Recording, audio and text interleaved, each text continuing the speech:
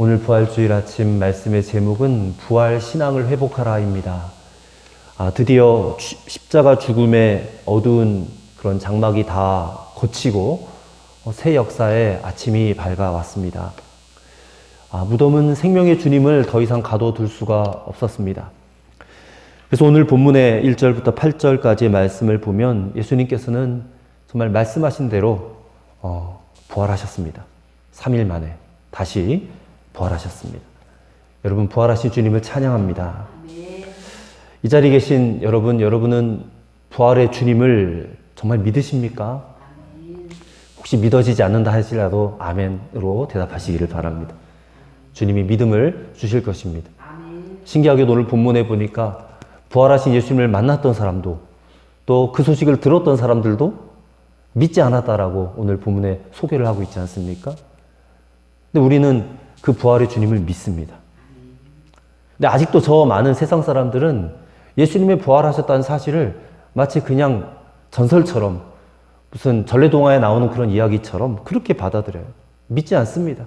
그냥 거짓말이다, 신화다 이런 식으로 받아들여요.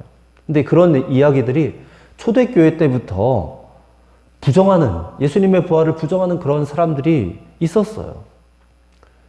몇 가지 주장을 좀 소개를 해드립니다. 첫째는 예수님의 그 시신을 제자들이 훔쳐갔다라고 하는 이 도둑설이 있었습니다. 근데 조금만 생각해봐도 이건 말이 되질 않거든요. 그때 예수님을 장사 지내고 나서 그 무덤 문을 누가 지켰습니까? 로마의 군인들이 지켰어요. 당시 세계 최강 군대입니다. 감히 거기에 대항할 수 없어요. 근데 갈릴리 어부에 지나지 않는 그 제자들이 어떻게 그 로마 군사들을 물리치고 예수님의 시체를 훔쳐갈 수가 있었겠습니까? 성경을 보면 당시 유대 종교 지도자들이 빌라도에게 가서 예수님의 시체를 제자들이 도둑질할지도 모른다. 그리고 거짓말로 부활했다라고 말할지도 모른다. 그래가지고 무덤을 사흘 동안 굳게 지켜달라고 요청을 했었습니다. 이게 마태복음 27장에 나오는 내용인데, 근데 참 아이러니하게도 그때 그 무덤을 지킨 로마 군사들이 도리어 부활의 증인이 되었어요. 이 제사장과 서기관들이요, 부활 사건을 목격한 파수꾼들에게 제자들이 시체를 도둑질했다라고 거짓말하라고 뇌물을 주는 이야기도 성경에 기록이 되어 있습니다. 그러니까 그들이 파수꾼들에게 뇌물을 주었다라는 그 사실 역시 이 부활은 진실한 사건이었다라고 증거가 되어지는 것이죠. 왜냐하면 진실을 지키기 위해서 뇌물을 주는 사람은 없기 때문에 그렇습니다. 그리고 두 번째 이런 이야기가 있었어요. 예수님의 제자들이 있지도 않은 사실을 퍼뜨렸다, 거짓말로 퍼뜨렸다고 하는 조작설입니다. 근데 사실 자신이 퍼뜨린 거짓말에 자기 목숨을 거는 바보가 어디 있겠습니까? 바보가 아닌 이상 거짓말에 자기 목숨 걸지 않아요. 예수님의 제자들은 어떻게 했습니까? 부활하신 예수님을 만나고는 자기 생명을, 자기 목숨을 거기다 걸었지 않습니까? 거기에 복음을 전했어요. 자기 목숨을 걸고. 우리가 잘 알다시피 베드로는 이 부활하신 주님을 증거하다가 십자가에 못 박혔는데 거꾸로 매달려서 순교하지 않았어요? 그리고 첫 번째 순교자였던 야고보, 사도 야고보는 톱에 잘려서 순교를 했습니다. 수많은 예수님의 제자들이 그 로마의 원형 경기장 콜로세움에 들어가서 사자의 밥이 되었어요. 십자가에 매달려 죽었습니다. 예수님을 부인하기만 하면 살 수 있는데 그들은 끝까지 신앙을 지켰고 또 그렇게 순교를 했다는 것입니다. 그러면 그 모든 사람들이 바보였습니까? 아니죠. 그들은 부활의 확신을 가졌기 때문에 그렇게 할 수 있었다는 것입니다. 여러분, 이렇게 부활신앙이라는 것은 정말 대단한 신앙입니다. 예수님의 부활하심이 믿어진다는 것이 대단한 믿음인 줄 믿으시기 바랍니다. 왜 그렇습니까? 죽음까지 두려워하지 않을 수 있는 신앙이니까. 죽기로 작정하고 덤비면 세상에 무서울 것 없다고 하지 않습니까? 그러므로 오늘 사랑하는 여러분, 여러분이 정말 하나님이 살아계심을 믿고 또 예수님이 부활하셨다는 이 사실을 정말 확실하게 믿는다면 오늘 저와 여러분의 신앙은 반드시 달라져야 될 줄로 믿습니다. 그것이 부활신앙을 회복하는 길로 나아가는 것이죠. 많은 성도들이 코로나 시절을 지나오면서 영적으로 많이 침체되어 있어요. 또 별것도 아닌 일에 시험에 들고, 그리고 생활의 염려와 두려움으로 인하여 흔들려요. 지금 신앙인들의, 믿는 자들의 형편이 그렇다는 것입니다. 그렇다면 오늘 예수님이 부활하신 이 부활주의를 계기로 해서 오늘 저와 여러분의 신앙이 다시금 업그레이드 될 수 있게 되기를 간절히 바랍니다. 예수님께서는 말씀하신 대로 다시 살아나셨어요. 그리고 지금은 성령님으로 우리와 함께하고 계신 줄로 믿습니다.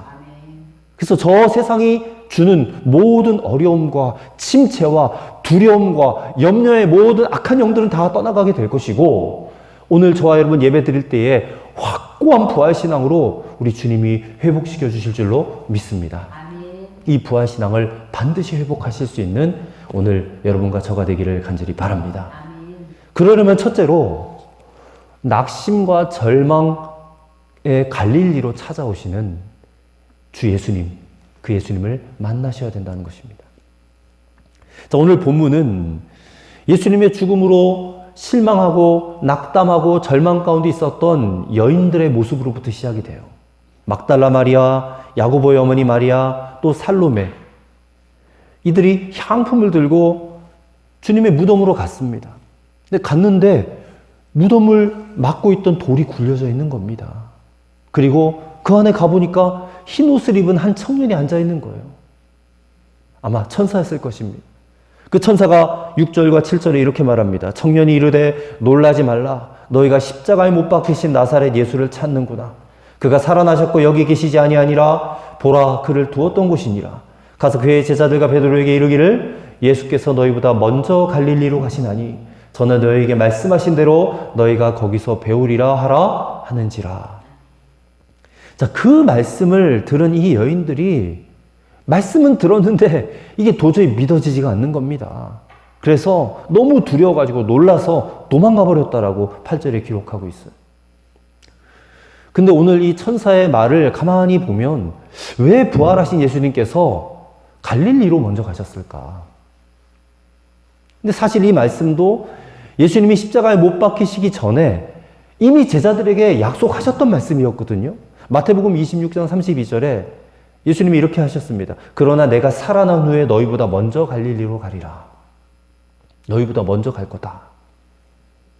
우리 생각에는 부활하신 주님이 맨 먼저 빌라도의 법정에 가야 되지 않는가. 가서 나 이렇게 다시 살아났다 하고 빌라도를 처벌하든지 심판하든지 혼꾸녕을 내든지 그래야 되지 않겠는가. 아니면 유월절 지키려고 모였던 군중들, 예수님 십자가에 못 박으라고 그렇게 외쳤던 군중들에게 나타나셔가지고 그들에게 부활하신 모습을 보여주면서 좀 그렇게 하시면 얼마나 좋을까. 근데 그렇게 하지 않으셨다는 거예요. 당신이 태어나셨던 베들레헴에 가신 것도 아니고 자라셨던 나사렛으로 가신 것도 아니고 피땀 흘려 기도하셨던 겟세마네 동산으로 가신 것도 아니고 또 변화산에 올라가신 것도 아니고 부활하신 주님은 제일 먼저 갈릴리로 가셨어요. 거기서 만나자 그랬어요. 누구를 만나자는 거예요? 제자들을 만나자는 거예요. 왜요? 예수님이 죽으신 다음에 제자들의 그 마음이 낙심과 좌절과 절망 가운데 있었기 때문에 그래요. 그리고 그들은 어디를 갔어요? 고향으로 돌아갔어요. 가룟 유다는 고향이 갈릴리가 아니었기 때문에 나머지 11제자들은 다 고향이 갈릴리 출신입니다. 지금 갈릴리는 모든 제자들의 한숨 소리로 가득 차 있어요. 사방에서 도처에서 절망과 낙심과 좌절의 탄식이 넘쳐나고 있는 것입니다. 한숨 푹푹 내쉬고 있는 거예요, 거기서. 근데 바로 그 절망과 낙심의 갈릴리로 누가 찾아오셨어요? 부활의 주님이 찾아오신 것입니다. 그렇다면 마찬가지예요. 오늘 저와 여러분, 우리가 여전히 이 세상의 험난한 일들로 인해서 좌절하고 낙심하고 절망하는 그런 순간과 그런 장소가 있어요. 그럼 거기에 누가 찾아오세요? 예수님이 찾아오신다는 것입니다. 그 순간에 예수님이 찾아오시는 순간이고 그곳이 예수님이 찾아오시는 곳이 될 줄로 믿습니다. 여러분, 인간의 절망, 인간의 낙심은 하나님을 만나는 자리입니다. 어떤 분이 이런 책을 쓰셨더라고요. 인간의 끝이 하나님의 시작이다. 바로 그곳에 우리 주님은 함께 하시는 줄로 믿습니다. 그래서 예수님께서는 낙심하고 좌절하고 절망하고 있는 제자들을 만나주시려고 갈릴리로 가셨다라는 것이죠. 거기서 그 상처 있는 곳에서 그 실패가 있는 곳, 절망이 있는 곳, 그곳에 예수님은 승리의 소식을 전하시려고 가신 것입니다. 너희 절망하지 마라. 내가 다시 이렇게 살아나지 않았느냐? 내가 죽음을 이기고 부활했다. 그러니 다시는 절망하지 말아라. 두려워하지 말아라. 하고 주님은 말씀하고 계시다는 것입니다. 여러분, 오늘 이 시간 예배드리며 저와 여러분이 바로 주님의 이 음성을 들어야 될 줄을 믿습니다. 이 음성을 들어야 우리가 살아요. 우리가 삽니다. 오늘 본문에 보니까 우리를 주목해 하는 한 단어가 있습니다. 7절 말씀 가운데 나와 있는 먼저라는 단어예요. 먼저. 예수께서 너희보다 먼저 갈릴리로 가시나니, 우리는 여기서 먼저 가셔서 기다리시는 예수님을 발견해요. 앞서 가셔서 기다리시는 주님을 발견하게 된다는 것입니다. 여러분, 주님은 언제나 먼저 가셨어요. 먼저 발을 씻겨주셨고, 먼저 섬기셨고, 먼저 고난을 받으셨고, 먼저 죽으셨고, 먼저 부활하셨어요. 아까 우리 교도문에서 예수님이 부활의 첫 열매가 되셨다고 그랬잖아요. 나중에 모든 영혼들이 다 부활하게 될 텐데, 신불신간에 믿은 자나 믿지 않는 자나 다 부활하게 될 텐데, 예수님이 제일 첫 번째 부활의 열매가 되셨어요. 주님은 항상 첫 번째입니다. 먼저 부활하셨어요. 이 부활하신 주님은 회개하면 용서하겠다가 아니에요. 주님은 먼저 용서하셨어요. 먼저 용서하시고 제자들을 찾아가신 것입니다. 예수님 버리고 다 도망갔잖아요. 배반하고. 근데 그들이 회개하지 않았지만 먼저 용서하셨다. 돌아오면 사랑해 주겠다 하지 않으셨어요. 이미 사랑하셨기 때문에 먼저 갈릴리로 달려가셨어요. 그래서 주님은 항상 먼저 행하시는 분입니다. 먼저 사랑을 베푸셨고, 먼저 용서하셨고, 먼저 찾아가셔서 그들을 만나주시는 그런 주님이 바로 저와 여러분이 믿고 섬기는 주님이신 줄로 믿습니다.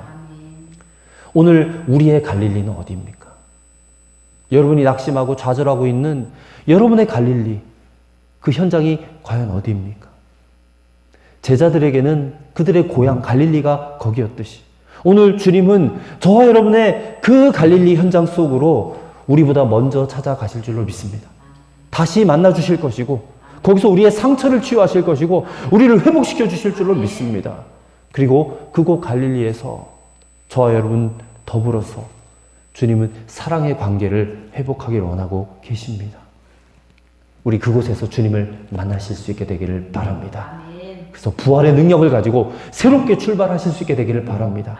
오늘 이곳에 함께 자리하지 못한 성도들도 있는데, 그들도 그들의 갈릴리에서 주님을 꼭 만나실 수 있게 되기를 주의 이름으로 간절히 축원합니다. 그리고 오늘 이곳에 모인 저와 여러분들은 오늘 이곳이 바로 부활의 주님을 만나는 저와 여러분의 갈릴리가 되시기를 주님의 이름으로 축원합니다. 두 번째로, 주님의 유언을 왕의 명령, 즉 어명으로 받들어야 한다는 것입니다.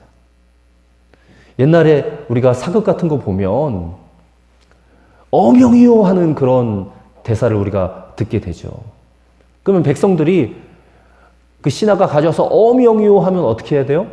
다 받들어야 됩니다. 절대 거기에 반역할 수 없어요. 배신할 수 없어요. 배반할 수 없습니다. 칼을 들고 목을 베어 죽기 직전의 사람이라 할지라도 멈추시오 어명이요 하면 칼을 거두어야만 하죠. 사약을 먹고 죽어야 하는 사람에게도 멈추시오 어명이요 하면 살려주지 않습니까? 근데 반대로 아무리 억울해도 어명이요 하면, 그렇게 해서 사형 선고를 내리면 아무리 억울해도 거기에 말을 할 수가 없어요. 죽을 수밖에 없습니다. 억울합니다. 내가 왜 사약을 받아야 됩니까? 하고 항변할 수 없어요. 왕의 명령이기 때문에, 어명이기 때문에 신하들은, 백성들은 마땅히 왕의 명령대로 받들어야 된다는 것입니다. 오늘 주님은 부활하셔서 제자들을 찾아가셨어요. 그리고 한 가지 명령을 내리시는데, 그 명령이 뭐냐면 15절입니다. 15절. 또 이르시되 너희는 온 천하에 다니며 만민에게 복음을 전파하라. 자, 이 말씀은 마태복음 28장 19절 20절에 우리가 다 잘 아는 말씀, 그러므로 너희는 가서 모든 족속으로 제자를 삼아 아버지 아들과 성령의 이름으로 세례를 주고 내가 너에게 분부한 모든 것을 가르쳐 지키게 하라 하는 이 말씀과 함께 The Great Commandment, 지상 대명령이라고 합니다. 지상 대명령. 주님이 제자들에게 마지막으로 남긴 말씀. 그래서 이 말씀을 유언이라고 합니다. 유언. 주님의 유언이에요. 부활하신 주님은 우리의 왕이 되셨습니다. 아까 찬송할 때도 가사에 왕의 왕 되신 주님을 찬양한다 그랬는데 그분은 우리의 왕의 왕이십니다. 우리는 부활하신 주님을 왕의 왕으로 인정하는 사람들이에요. 그렇다면 이 복음 전파의 마지막 유언, 이 왕의 명령을 우리는 반드시 어명으로 받들어야 될 줄로 믿습니다. 어명은 어길 수 없는 명령이에요. 감출 수 없는 명령인 것입니다. 하기 싫어도 해야 되는 명령 아니에요? 그리고 부활신앙은 이 어명을 지킴으로 더욱더 견고해질 것입니다. 주님께서 부활하시고 승천하시기 전에 왜 이 복음 전파를 어명으로 남기셨을까? 그것은 당신이 이 땅에 오신 목적과 일치하기 때문에 그래요. 우리가 복음서 읽어보면 예수님께서 이런 말씀을 많이 하셨어요. 인자가 온 것은 잃어버린 자를 찾아 구원하려 함이니라. 또 이르시되 우리가 다른 가까운 마을들로 가자. 거기서도 전도하리니 내가 이 일을 위하여 왔노라. 주님은 복음을 전하기 위해서 오셨다. 그렇다면 오늘 본문에 나와 있는 제자들처럼 부활의 주님을 만난 성도들, 저와 여러분 역시 우리의 제일 가는 사명이 무엇이어야 되겠습니까? 복음 전파입니다. 우리 일치해야 돼요. 주님의 사명과. 예수님의 제일 가는 사명이 복음 전파였던 것처럼 우리의 제일 가는 사명 또한 복음 전파여야 될 줄로 믿습니다. 영혼을 구원해야 돼요. 부활절 계란을 준비해 놨는데 이거 우리도 먹겠지만 오늘 여러분의 이웃들에게 가셔서 예수님의 부활을 전하시길 바랍니다. 그 부활을 선포하세요. 받아들이건 받지 않건 간에 담대하게 전파하시는 여러분이 되시기를 바랍니다. 여러분을 구원하신 것도 바로 이 일을 위해서 구원하신 거예요. 여러분에게 생명 주시고 건강 주신 것도 이 일을 위해서 주신 줄로 믿으시길 바랍니다. 여러분에게 혹시 재물이 있다면, 명예가 있다면, 권세가 있다면 바로 이 일을 잘 감당하라고 주신 것임을 꼭 믿으시길 바랍니다. 우리 잊지 말아야 돼요. 잊지 말아야 돼요. 근데 중요한 사실이 있습니다. 주님이 제자들에게 이 어명을 내리시고 그냥 맨손으로, 빈손으로 가서 전해라 이렇게 하지 않으셨어요. 주님은 놀라운 능력을 부어주시겠다고 약속을 하셨거든요. 자, 17절과 18절의 말씀을 보시면 믿는 자들에게는 이런 표적이 따르리니 곧 그들이 내 이름으로 귀신을 쫓아내며 새 방언을 말하며 뱀을 집어올리며 무슨 독을 마실지라도 해를 받지 아니하며 병든 사람에게 손을 얹은 즉 나으리라 하시니라 했습니다. 이거는 어떤 특별한 은사자의 전유물이 아닙니다. 믿는 자들에게는, 예수의 부활을 믿는 자들에게는 이런 표적이 따를 것이라 했어요. 거짓말이 아니지 않습니까? 주의 말씀을 믿음으로 아멘 하시기를 바랍니다. 오늘 예수님의 부활을 믿는 저와 여러분은 누구나 다 예수 이름을 사용할 수 있습니다. 모든 크리스찬들이 이 능력을 다 받았어요. 이 권세를 다 받았습니다. 저와 여러분이 예수의 이름으로 명령하면 방해하는 악한 세력들이 놀라서 떠나가게 되는 것입니다. 귀신이 쫓겨나게 되는 것입니다. 그리고 여러분과 또 다른 사람을 살리는 말을 하게 되는 거예요.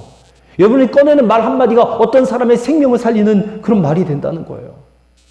뱀 같은 지혜로 말하게 될 것입니다. 독과 같은 비진리의 해를 받지 않게 될 것입니다. 예수의 이름으로 병든 사람에게 손을 얹은 즉 병이 치료되는 역사가 일어나게 될 것입니다. 예수님의 이름에 이런 권세가 있어요. 근데 왜 이런 일이 잘 일어나지 않을까? 우리가 믿지 않기 때문에 그렇습니다. 그리고 사용하지 않기 때문에 그래요. 자, 오늘 본문 20절 말씀을 같이 한번 읽어보도록 하겠습니다. 20절입니다. 제자들이 나가 두루 전파할세 주께서 함께 역사하사 그 따르는 표적으로 말씀을 확실히 증언하시니라. 아멘. 보십시오. 제자들이 두루 다니면서 예수님의 부활을 전파하였는데 누가 역사했다고 그랬어요? 주님께서 함께 역사하셨다 그랬어요. 이게 누구의 능력입니까? 제자들 본인의 능력이 아니라 그들과 함께 하시는 주님의 능력이 나타났다라는 거예요. 복음 전파는 누가 했어요? 제자들이 했죠. 이제 더 이상 주님은 이 땅에 육신으로 거하지 않으시니까 이제는 그 주님의 명령을 받은 저와 여러분 같은 제자들이 그 일을 감당해야 되고, 역사는 누가 하세요? 주님이 하시는 겁니다. 주님이 성령으로 함께 하시는 거예요. 여러 가지 표적과 기적과 이사들을 나타나게 하시는 것입니다. 그래서 그들이 전하는 복음이 사실인 것을 증언해 주시는 거예요. 오늘 사랑하는 여러분, 주님이 저와 여러분에게 어명을 남기셨어요. 복음 전파를 명령하셨어요. 그리고 당신은 팔짱 끼고 하늘 보좌에 앉아서 구경하시려고 그렇게 계신 분이 아니십니다. 주님은 볼지어다 내가 세상 끝날까지 너희와 항상 함께 있으리라 약속하셨던 것처럼 우리가 복음을 전하는 그곳에, 그 현장에 성령으로 언제나 함께 동행해 주실 줄로 믿으시기를 바랍니다. 그리고 우리가 복음을 증거하는 그곳에 성령의 역사가 나타나게 하실 거예요. 그래서 오늘 우리는 이 어명을 받들어 복종해야 될 줄로 믿습니다. 그럴 때 우리의 부활신앙은요, 더욱더 단단해질 겁니다. 그리고 복음의 능력이 엄청나게 놀랍도록 우리에게 부어지게 될 줄로 믿습니다. 끝으로 한 알의 밀이 되어 죽어야 한다는 것입니다. 한 알의 밀이 되어 죽어야 한다. 19세기 말 캐나다의 존 맥켄지라고 하는 젊은 신학생이 있었습니다. 어느 날 그는 우리나라 한반도의 비참한 소식을 듣게 됩니다. 그래서 마음속에 저 땅에 가서 복음을 전해야 되겠다. 저 불쌍한 민족을 찾아가서 예수님을 전해야 되겠다라고 결심하게 돼요. 그래서 캐나다 장로교회, 당시에 큰 교회였어요. 그 교회에 가서 지금 한국에 선교사로 가겠습니다라고 자신이 자언을 했어요. 근데 그때까지 이 캐나다 장로교회에서는 한국 선교사 파송 계획은 일절 없었어요. 한국에 대해서 잘 알려지지도 않았던 그런 시대였습니다. 근데 이 존 맥켄지 신학생은 포기하지 않았습니다. 교회마다 찾아다니면서 한국의 상황을 알렸어요. 저 한반도에 가서 복음을 전하는 일이 얼마나 시급한 일인지 그들에게 설득하기 시작했습니다. 그래서 이 교회 저 교회에서 약간의 여비를 얻어서 모금해서 비로소 1893년도에 한반도 땅에 찾아오게 됩니다. 낯설고 또 물설은 그런 땅이잖아요. 캐나다 사람으로서 이 백성을 구원해내야 되겠다라는 것은 불가능해 보였습니다. 근데 이 청년이 결심해요. 저 한국 사람들을 구원하기 위해서는 내가 철저하게 한국 사람이 되어야 되겠다. 그래서 옷을 한국 사람처럼 입었어요. 별로 어울리진 않았어요. 평생 버터, 치즈 이런 것만 먹고 살았는데 이 사람 한국 사람이 되기 위해서 된장, 고추장만 먹었어요. 막 속이 막 불이 나는 것 같았어요. 그렇게 몇 년을 먹다 보니까 이 위장에 큰 탈이 나고 말았습니다. 또 태양이 장렬하는 어느 더운 여름날에 밭에 나가서 일을 하기 시작했습니다. 한국 사람과 똑같이 일하려고. 그러다가 일사병으로 또 큰 고생을 합니다. 근데 이 소식을 전해 들은 언더우드 선교사가 이 맥켄지에게 크리스마스 날에 케이크와 치즈와 우유와 설탕을 보내주었대요. 그거 먹고 힘내라고. 근데 그것을 받아 드는 순간 이 맥켄지는 통곡을 합니다. 집에 가고 싶었어. 부모님이 보고 싶었어. 근데 이것을 자신이 먹고 나면 더 이상 한국 땅에 복음을 전할 수가 없을 것 같은 거예요.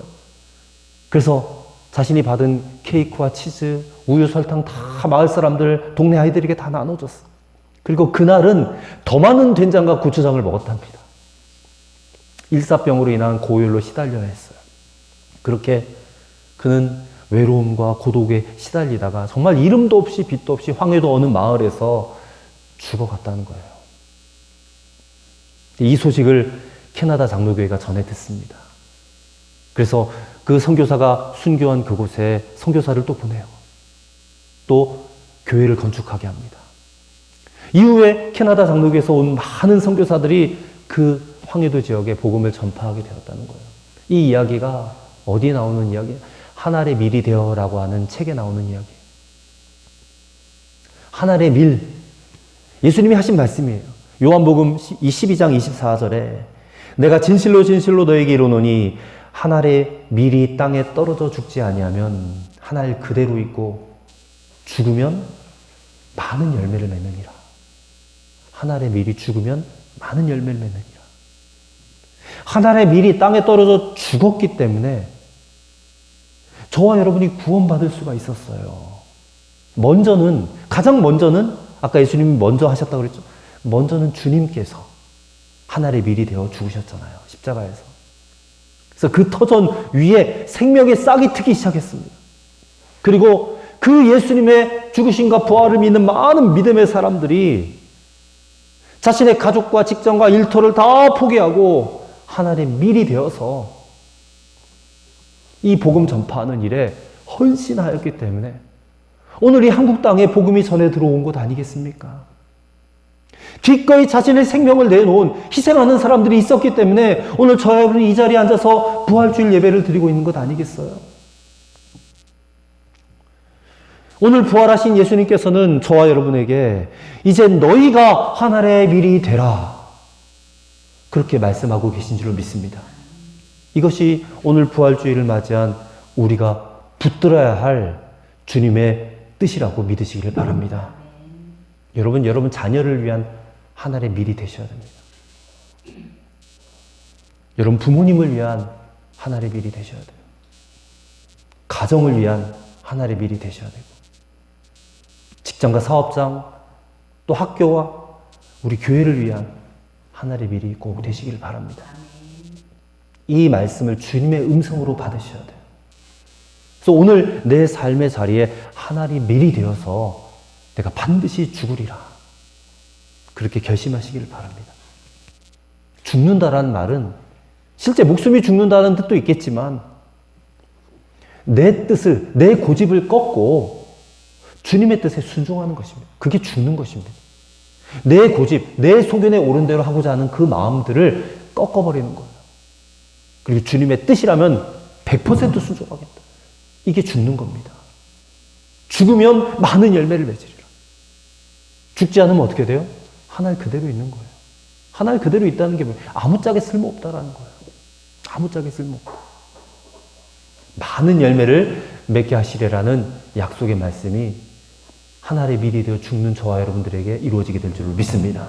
오늘 예수님 부활하신 이 아침에 우리는 마가복음 16장의 말씀을 통해서 부활신앙을 회복해 하시는 주님의 음성을 들은 줄로 믿습니다.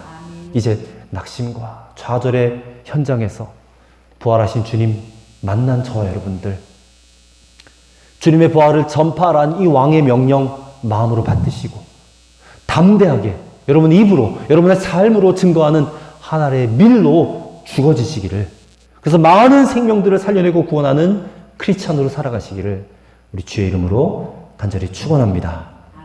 기도하겠습니다.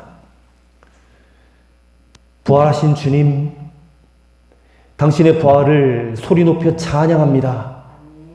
예수님의 부활을 알지만, 예수님의 부활을 믿었지만 부활 신앙의 진정한 능력은 없이 살아가고 있었습니다.